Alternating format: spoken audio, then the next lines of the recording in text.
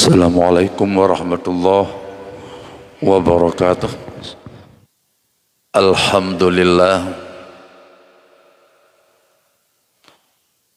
Alhamdulillahilladzi arsala rasulahu bil huda wa dinil haqq liyudhhirahu 'alad dini kullih walau karihal kafirun walau karihal fasiqun walau karihal munafiqun.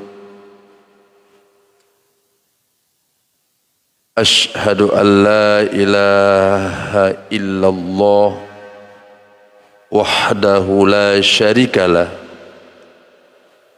al-malikul haqqul mubin.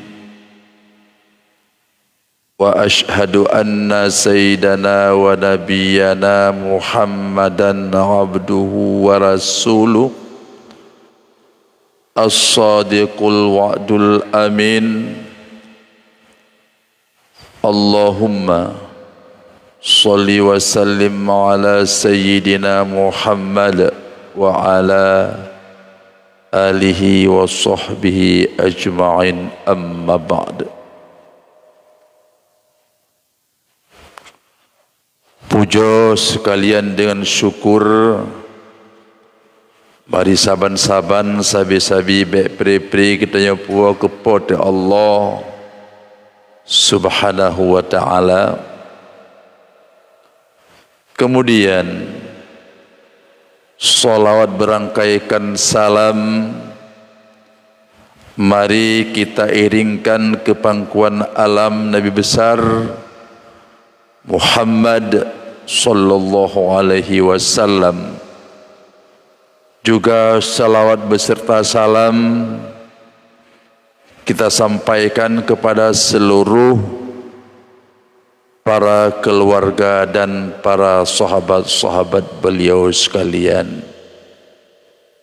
Yang terhormat Bapak Camat dan Forkopinka Kecamatan Perlak, yang mulia para alim ulama, para pimpinan daya, imam syi, pengurus masjid, dan seluruh hadirin para jamaah Jumat yang dirahmati Allah. Hadirin Bapak Tunku sekalian, pada hari ini sebagaimana biasa hari Jumat sebelum khatib menyampaikan dua rukun al-khutbah, di sini ada sekata dua kata yang menyangkut dengan tausiah atau nasihat.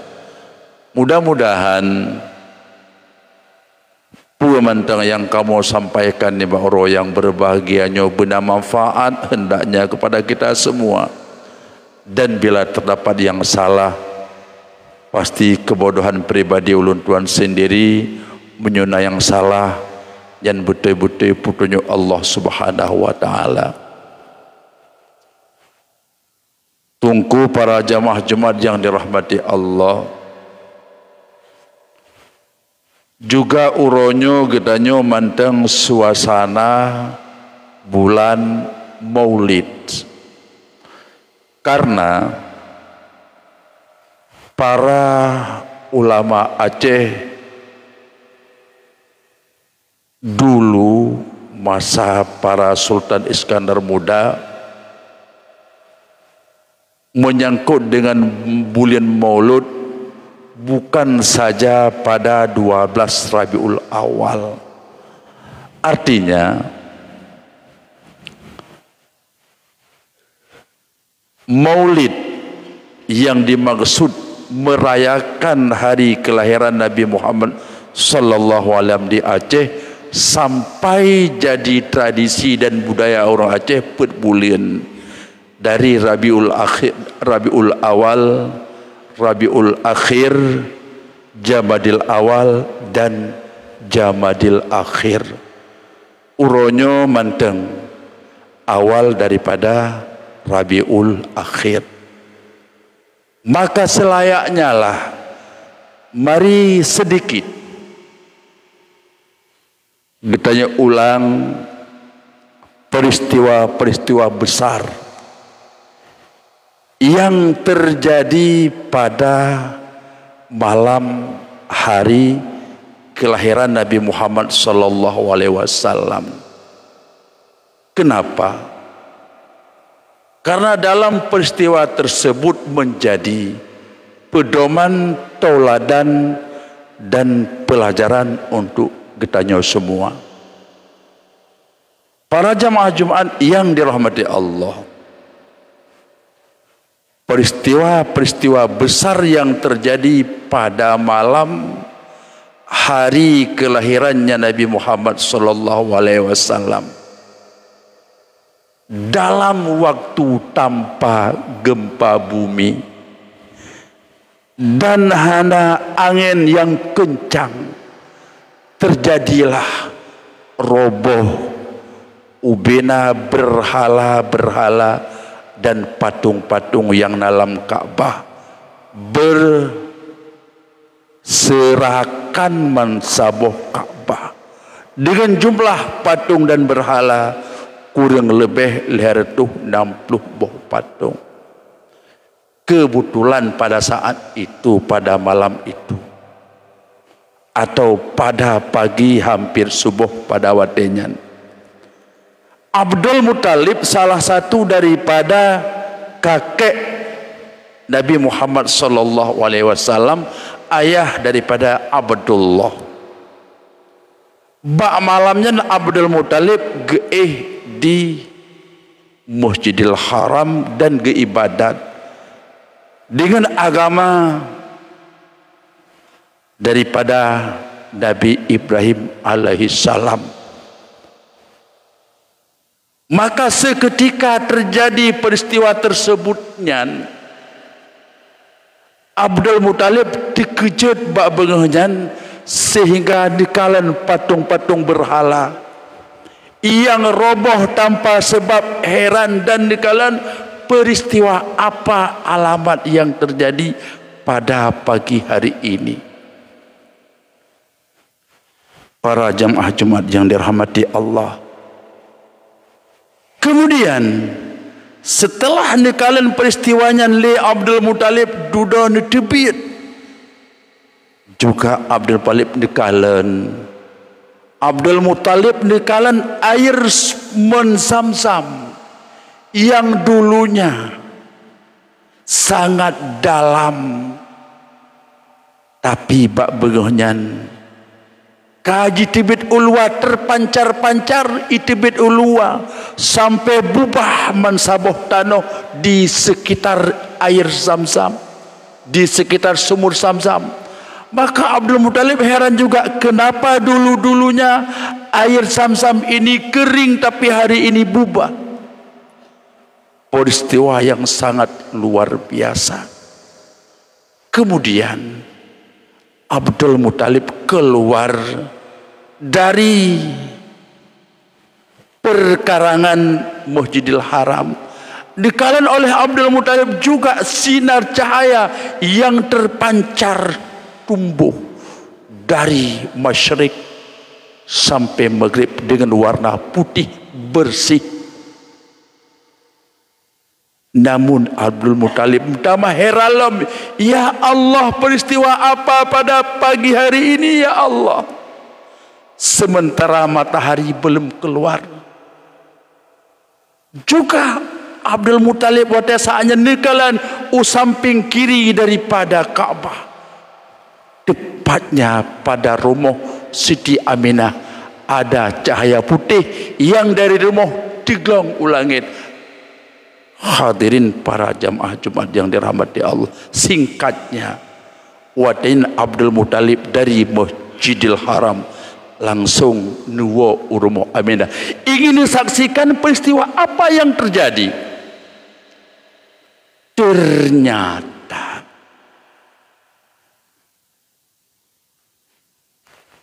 cucunya sudah lahir dengan wajah yang cukup tampan dan indah. Setelah selesai daripada hal demikian, setelah nepesuk bajai oleh Aminah dan seterusnya oleh Abdul Muttalib, nucuk cucuganya negendong nebau Masjidil Haram dan dikelilingkan Ka'bah 7 kali.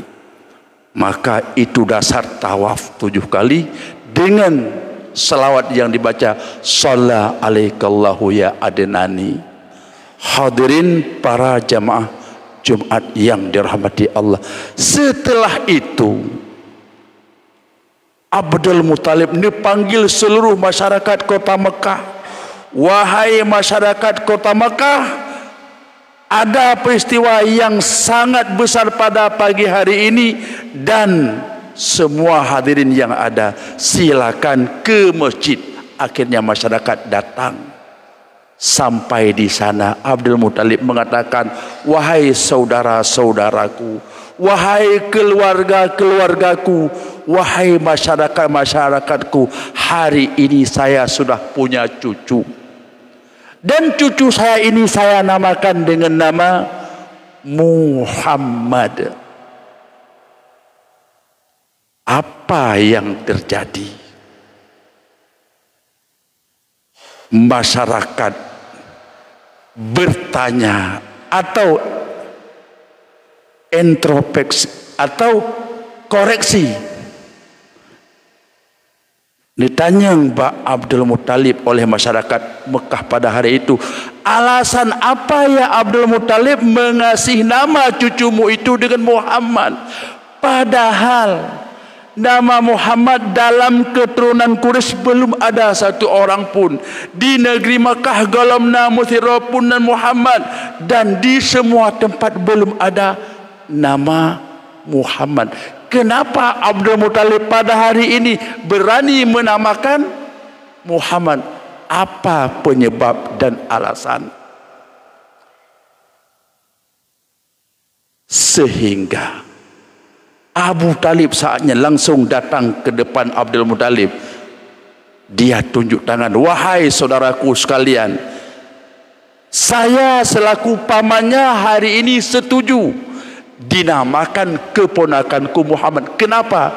Arti Muhammad itu yang dipujikan. Ingin cucu saya nanti orang yang terpuji nomor 1 di dunia. Maka yang tidak setuju silakan tunjuk tangan. Begitulah kira-kira cerita. Para jamaah Jumat yang dirahmati Allah, dalam sejarah tersebut, peristiwa tersebut, apa yang perlu kita ambil intinya? Pertama, Nabi Muhammad, pada saat lahir Nabi Muhammad, semua patung dan berhala roboh, hancur semuanya. Berarti misi perjuangan Nabi Muhammad yang pertama adalah, dalam perjuangan Nabi Muhammad ingin menghancurkan siapa saja manusia yang penyembahannya patung dan berhala dan lain sebagainya. Itu namanya musyrik. Maka akhirnya perjuangan Nabi Muhammad sukses dalam masa kurun waktu kurang lebih 23 tahun di Mekah dan di Madinah. Akhirnya setelah Nabi Muhammad dan sahabat diusir dari negeri Makkah karena memperjuangkan kalimatul haq, hijrah ke negeri Madinah. Akhirnya di negeri Madinah bersama kaum Ansar serang balik kota Mekah dengan misi satu, menegakkan yang benar, menghancurkan yang salah, dan seluruh patung-patung juga dihancurkan berhasil. Yang kedua, ia menzam-zam dari kering kekeringan sehingga itu cukup ulua. Itulah tandanya Setelah Nabi Muhammad nanti akan banyak sekali orang muslim dan muslimin yang mengunjungi Ka'bah Baitullah dengan misi umrah dan haji, dan ayat ini menjadi rahmat dan barakah bagi kaum muslimin dan mukminin. Juga sinar yang bercahaya pada pagi hari itu yang tumbuh pandang musyrik dan maghrib. Artinya apa? Agama yang dibawakan oleh Muhammad ini kafah, berlaku, mencakup ke seluruh pelosok dunia. Dan agama Muhammad tidak ada mensoh seperti agama yang dibawakan oleh nabi-nabi yang dulu. Maka buktinya kata Allah, al-yauma akmaltu lakum dinakum wa atmamtu alaikum, hingga akhirnya. Para hadirin jamaah Jumat yang dirahmati Allah. Kemudian untuk membuktikan hal ini Allah berfirman dalam surat Al-Anbiya ayat 107, wa ma arsalnaka illa rahmatan lil alamin. Allah mengutuskan Nabi Muhammad sosok seorang nabi dan rasul. Apa misi dan tujuannya? Adalah menjadi rahmat bagi sekalian alam. Karena Muhammad Allah menciptakan langit dan bumi.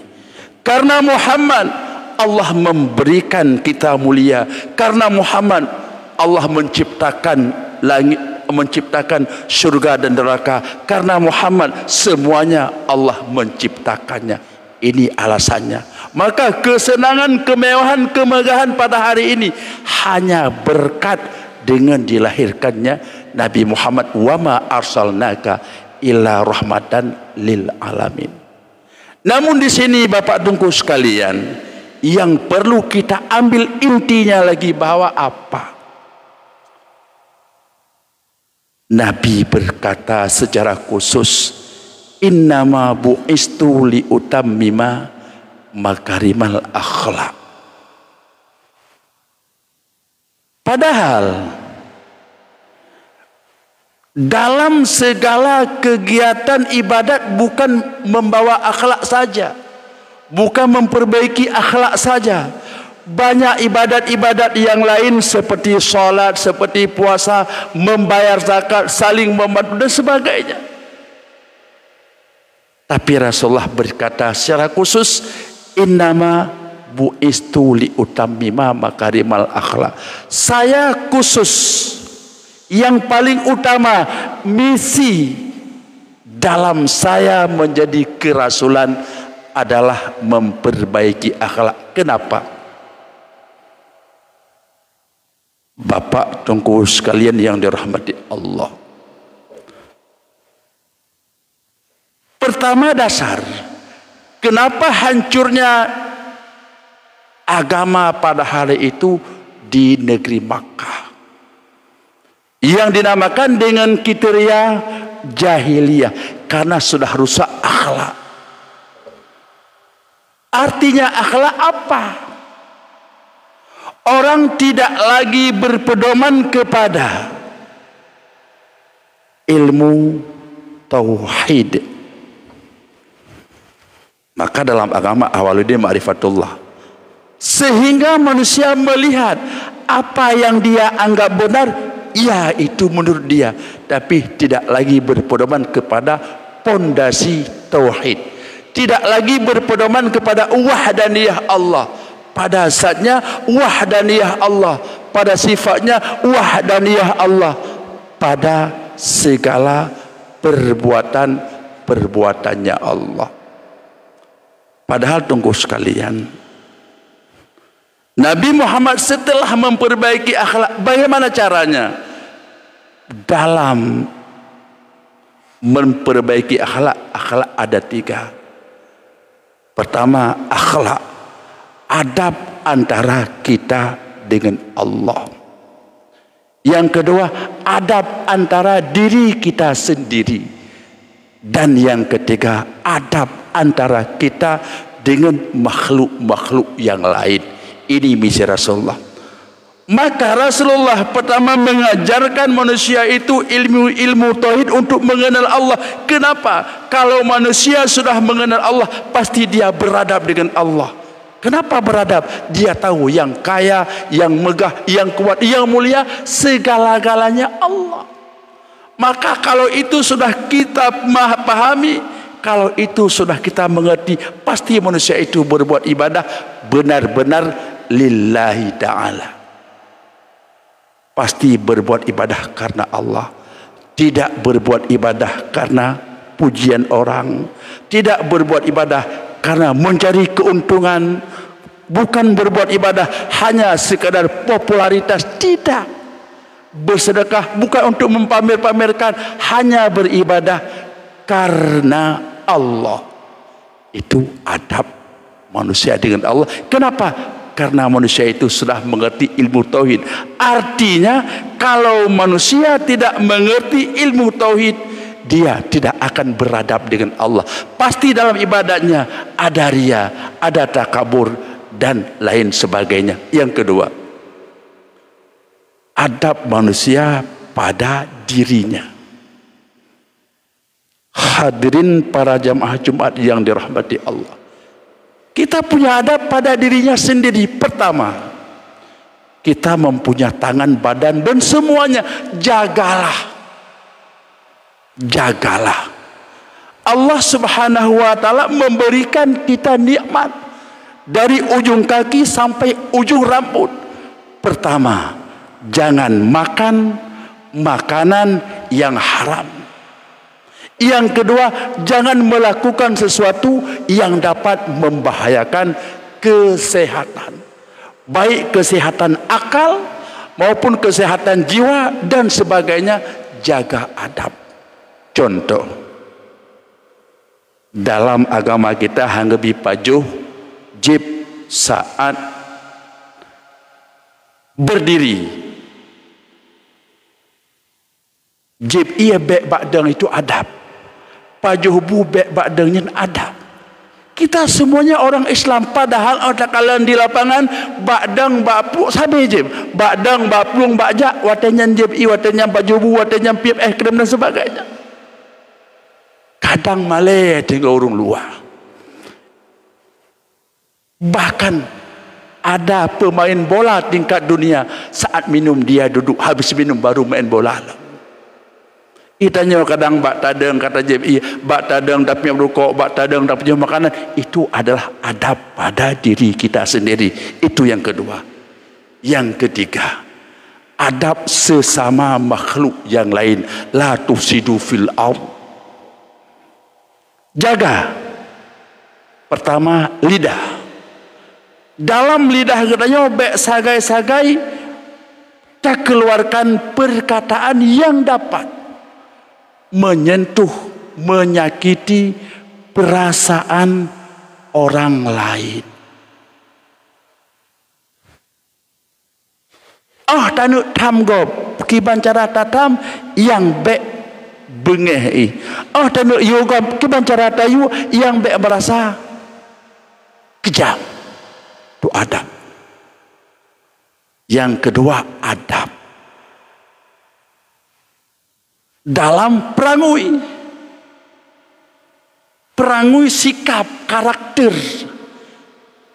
Bek terlalu ego dengan orang ubud, bek terlalu sepele dengan orang rendah, bek menganggap bahawa sirah orang gasin hina, bahawa menganggap sirah orang yang memang tidak layak dimuliakan, getanya selalu terhinakan. Jangan. Atas nama karakter penjiwaan wibawa, jaga adab bek tersinggung orang lain. Ijak ia amjame bak katanya bak urau. Karena yang jaknya orang gasin kadang-kadang mesti krek tu Tuhan dan betul. Ia je kerai bu piye walaupun tidak tak ucapkan sesuatu yang kasar, tapi dia tepeh perasaan. Itu bahagian daripada adab. Maka Rasulullah sallallahu alaihi wasallam gedidik katanya pertama, benar adab dengan Allah, beradab pada diri kita sendiri, juga beradab katanya dengan makhluk yang lain. Jangankan manusia, dengan binatang pun juga saling menyayangi. Oleh karena yang demikian Bapak Tengku sekalian, mudah-mudahan dalam bulan Maulud ini dengan sejarah-sejarah yang kita pelajari, jadilah contoh tauladan dan pelajaran bagi kita semua untuk tak introspeksi diri kita sama-sama. Amin ya rabbal alamin. Alhamdulillah. Wassalatu wassalamu ala sayyidina Muhammad ibn Abdillah wa ala alihi wa sahbihi wa mawalah.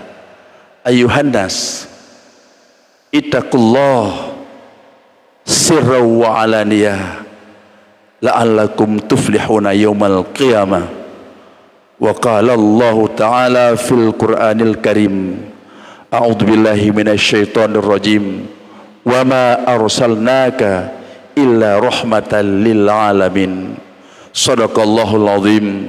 Barakallahu li wa lakum fil Qur'anil azim wa nafa'ani wa iyyakum bima fihi minal ayati wa dzikril hakim wa taqabbala minni wa minkum tilawatahu innahu huwal ghafurur rahim.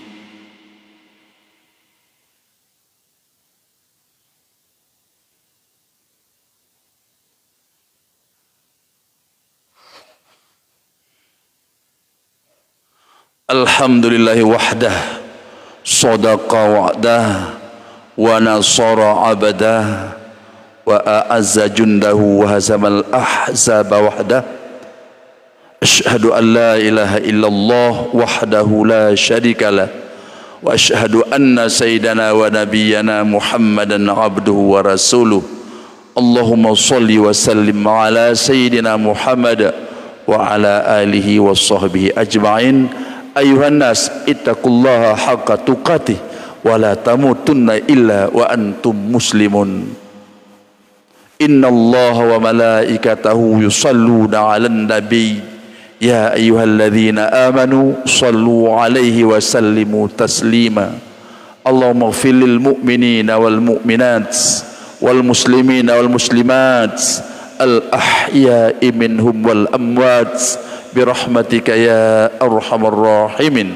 Rabbana atina fid dunya hasanah wa fil akhirati hasanah wa qina adzaban nar wa la dzikrullahi akbar wallahu ya'lamu ma tasna'un.